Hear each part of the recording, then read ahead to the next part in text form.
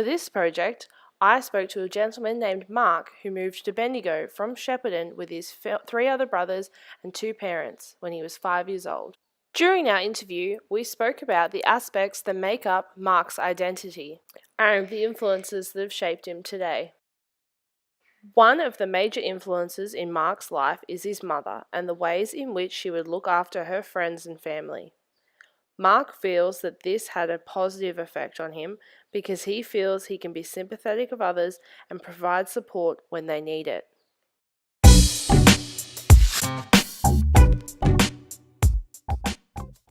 According to the socio-cultural theory, children are positioned as learning through the belief system to which they are exposed.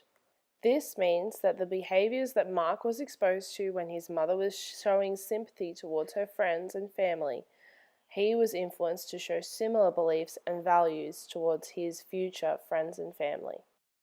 According to Bronfenbrenner, parents fall within the microsystem, which is the closest setting and the setting in which a child lives.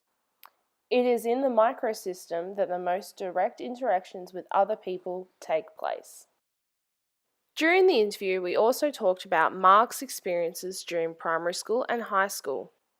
Mark mentioned that a highlight of his time in high school was returning from his Year 8 holidays to be greeted by so many of his peers expressing that they missed him.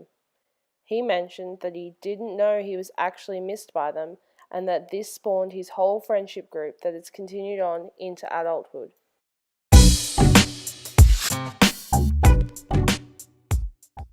According to the Encyclopedia of Child Behaviour and Development, a peer group is a group of individuals who are approximately the same age, formed by common interests and affective bonds. According to psychologists such as Piaget and Sullivan, peer relationships provide opportunities for development in cognitive, social, and emotional areas. Therefore, when Mark began the foundations of this large friendship group, he was providing himself with opportunities to grow developmentally. According to Naylor, children's peer groups help foster and create adult personalities. Therefore, it can be assumed that these peers have played a major role in Mark's overall personality today.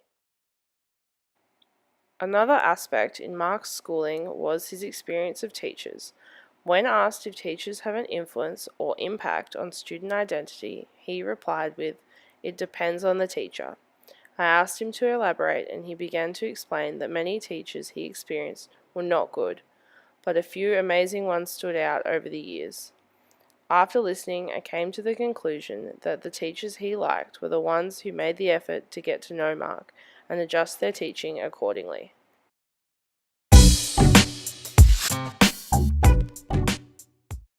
Barbara Rogoff is a social cultural theorist who focused on the learning processes and their cultural variations.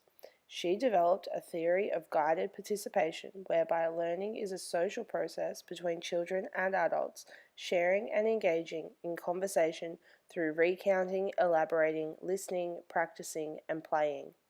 This idea of learning caters for a range of different learning styles and needs, much like the teachers that Mark described as being motivating and versatile in their teaching methods. My own personal, social, and cultural background is both similar to Mark's and very different to Mark's. I came from a family of predominantly females with a father who needed to live in a different state for much of his work. This can make it difficult for me to relate to students coming from predominantly male households. I come from a small country town made up of mostly white Australian farmers, meaning I have had little exposure to different cultures and that I was surrounded by much racism around the community.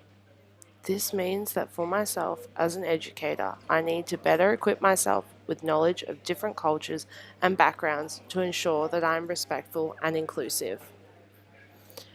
Anti-bias education is a model of education that is inclusive of all cultures and does not disadvantage individuals based on prejudice.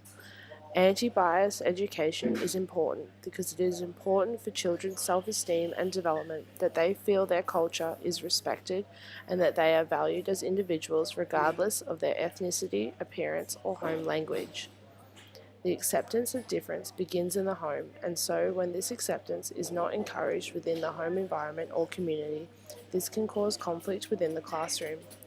It may be difficult for educators to break through this intolerance. However, educators can insist that children treat each other with dignity and respect within the confines of the education and care service, even if such tolerance is not practiced in the home. In summary, an anti-bias approach to education is founded on respect and acceptance.